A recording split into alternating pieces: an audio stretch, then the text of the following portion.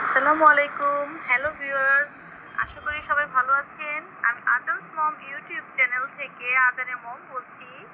আজকে আমি আপনাদের জন্য নিয়ে এসেছি মাসালা চিকেন। মাসালা চিকেন তৈরি করার জন্য প্রথমে আমি মুরগির মাংস কেটে ম্যারিনেট করে রেখেছি 30 মিনিটের জন্য। তো ভিউয়ার্স, 30 মিনিট পর আমি রান্নায় চলে এলাম। প্রথমে আমি চুলায় প্যান বসিয়ে দিলাম। তো আমার প্যান গরম হয়ে গেছে, প্যানে তেল ঢেলে দিলাম। ম্যারিনেট করা মাংস আমি একে একে তেলে দিয়ে দিলাম। মাংসগুলো উল্টে পাল্টে হালকা বাদামি করে ভেজে নিব। আমার ভাজা হয়ে গেছে।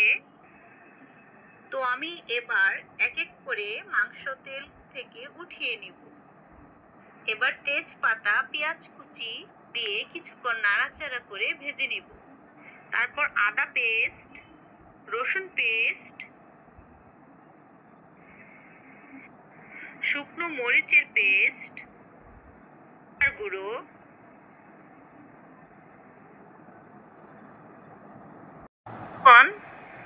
হালকা পানি দিয়ে নাড়াচাড়া করে নিব যতক্ষণ না তেলটা মশলার উপরে চলে আসে। তো এই পর্যায়ে আমি সামান্য একটু হলুদের গুঁড়া দিয়ে দেব, সাথে সাদা আর কালো গোলমরিচের গুঁড়া দিয়ে দিব। এ পর্যায়ে মুরগির মাংস ছেড়ে দিলাম। মাংসগুলো প্রায় ভাজা হয়ে গেছে। এ পর্যায়ে আমি দারুচিনির গুঁড়া ও এলাচের গুঁড়া দিয়ে দিব। দারুচিনি এলাচের গুঁড়োর স্মেলটা জানি অক্ষুণ্ণ থাকে, সেজন্য আমি এই পর্যায়ে এটা ইউজ করলাম। তো এই পর্যায়ে আমি পরিমাণ মতো পানি দিয়ে দিলাম। আস্ত 3-4টা কাঁচামরিচ ছেড়ে দিলাম। এখন একটু নাড়াচাড়া করে সবকিছু মিশিয়ে নিলাম। আমার রান্নার পানিটা ফুটে উঠেছে। এই পর্যায়ে আমি করে দেব।